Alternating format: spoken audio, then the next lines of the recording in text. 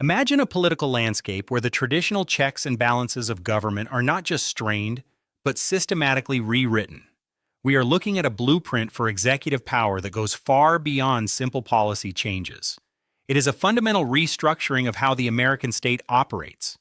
Today we are dissecting the second-term agenda of Donald Trump, focusing on the sheer scale of executive authority being proposed. How do we make sense of a strategy that targets everything from environmental regulations to the very way the nation celebrates its history? To understand this, we have to look past the daily headlines and examine the core architecture of this agenda. If we break it down using a strategic framework, the primary mission is clear: the dismantling of the administrative state and the consolidation of authority directly under the Oval Office. The objectives are highly targeted, focusing on economic isolationism through tariffs, reshaping the federal bureaucracy, and using the power of executive clemency as a shield for political and environmental allies. The tactics rely heavily on testing the limits of unilateral action, forcing the other branches of government to either react or surrender their traditional oversight roles. It sounds like a high-stakes game of constitutional chicken. When you look at the environmental aspect, for instance, the proposal to use presidential pardons for environmental violations is a massive shift. Historically, pardons are used for individual justice or political closure. Using them to systematically bypass regulatory compliance is something else entirely. How does that fit into the broader environmental and legal landscape? It fits perfectly into a classic political and environmental analysis. Legally, the president's pardon power is virtually absolute under the Constitution. Politically, using this power to forgive environmental infractions serves a dual purpose. First, it signals to industrial and energy sectors that the regulatory teeth of agencies, like the EPA, can be neutralized with a single pen stroke. Second, it creates a new legal precedent where compliance becomes optional if you have the favor of the executive. The environmental impact is obvious. It weakens protections for air, water, and public lands. But the legal impact is even deeper because it undermines the rule of law by suggesting that executive grace can override statutory mandates. Which brings us to the economic side of this agenda. The proposal for universal baseline tariffs and reciprocal trade measures is a massive disruption. Economically, this is a hard pivot toward protectionism. But what is the strategic motive here? If we look at this through the lens of international relations, is it just about protecting domestic jobs? Or is it a broader geopolitical move? It is both, but the underlying strategy is leverage. In negotiation terms, tariffs are used as a credible threat. By imposing universal tariffs, the administration forces foreign adversaries and allies alike to the negotiating table on American terms.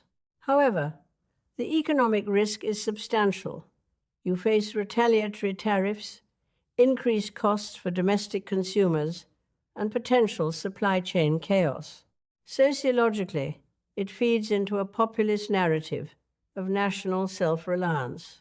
But technologically and industrially, it could isolate the domestic market from global innovation.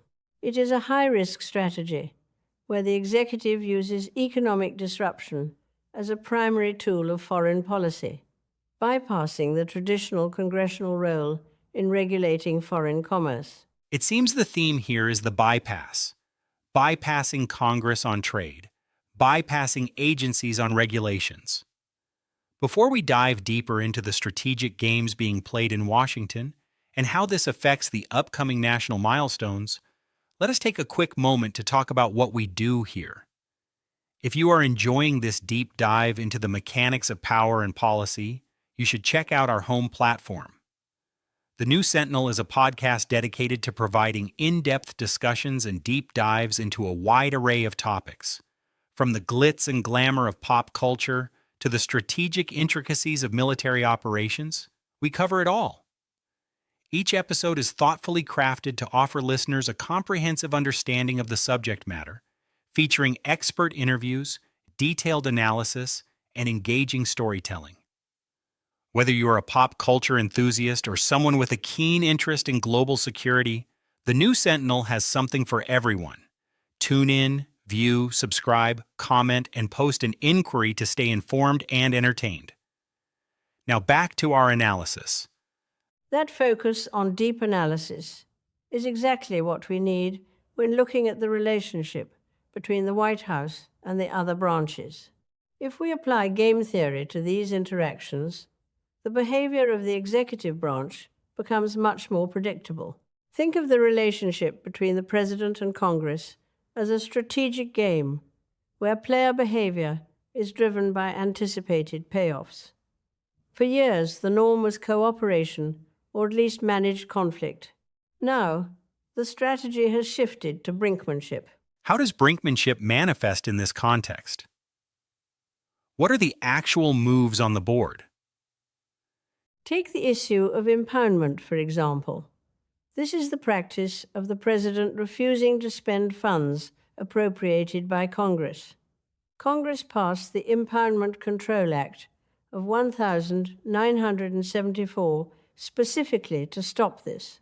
But the second-term agenda proposes challenging this law directly. In game theory, this is a commitment device. By declaring an intent to impound funds, the President forces Congress into a corner. Congress must either sue the executive, which takes months or years, or yield its power of the purse. The President is betting that the courts will either drag their feet or rule in favor of executive authority, creating a Nash equilibrium where the executive wins by simply refusing to play by the old rules. And what about the Senate's role in advice and consent?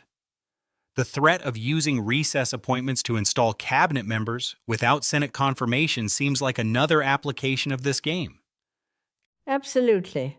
It is a classic move to bypass veto players. In any political system, a veto player is an actor whose consent is required for a policy change. The Senate is a major veto player for appointments. By threatening to force recess appointments, the executive is signaling a willingness to bypass the Senate entirely.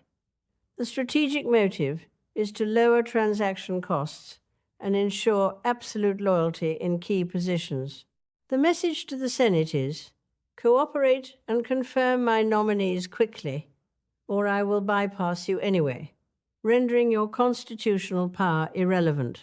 The Senate is forced to choose between maintaining its institutional dignity through protracted conflict or capitulating to maintain a semblance of involvement. It is a stark choice. But this agenda is not just about structural power and economic leverage. There's also a cultural and symbolic dimension. I'm thinking specifically about the plans for the 250th anniversary of the United States. Usually, these national milestones are bipartisan, unifying events. But the proposals here suggest a very different approach, one that is highly centralized under presidential control. Why focus so much energy on a celebration? Because control over the national narrative is a potent form of soft power. If you control how a nation celebrates its history, you influence its collective identity and future direction. By centralizing the semi-quincentennial celebrations, the administration can frame the American story through a specific ideological lens, emphasizing national greatness, traditional values, and a rejection of modern progressive interpretations of history. In a strategic sense, this is an opportunity to build cultural capital and rally the base. It is a social and political maneuver designed to define who belongs in the national story and who does not. It turns a historical milestone into a political battlefield. So, if we look at the big picture, what is the ultimate balance sheet of this agenda? If we perform a quick assessment of the strengths, weaknesses, opportunities, and threats of this executive-heavy strategy, What does it look like? The strength of this approach is its decisiveness. By bypassing institutional roadblocks, the administration can implement policy rapidly and satisfy its core constituency. The opportunity lies in permanently shifting the balance of power, creating a more dominant executive branch that can act without legislative gridlock. But the weaknesses and threats are severe. The primary weakness is institutional instability. When you govern by executive decree and legal loopholes, your policies are easily overturned by the next administration. The threat is a profound constitutional crisis. If the executive pushes too far, and the courts or Congress decide to push back aggressively, it could fracture the legal framework of the country. It also risks alienating the public if the economic consequences of tariffs or the environmental deregulation leads to tangible, negative impacts on daily life. Inflation, polluted water, and public land disputes are not just policy debates, they are lived experiences. Exactly. And that is the ultimate constraint. A strategy built on executive dominance assumes that the executive can control all variables. But global markets, environmental disasters, and public opinion are notoriously difficult to control. The game theory model works well in a controlled environment, but in the real world, unexpected events can disrupt the payoff matrix. If a major economic downturn occurs due to trade wars, the executive's leverage evaporates, and the strategic threats suddenly outweigh the opportunities. It seems we are looking at a vision of governance that is highly focused on short-term victories and consolidation, but highly vulnerable to long-term instability. The tension between executive efficiency and democratic accountability is as old as the Republic, but the second-term agenda pushes this tension to its absolute limit. It really does. It forces us to ask a fundamental question. Is the goal of the presidency to work within a system of shared power, or is it to master the system and render the other branches obsolete? The answers to that question will shape not just the next 4 years, but the next century of American governance. A sobering thought to end on. The balance of power is never static.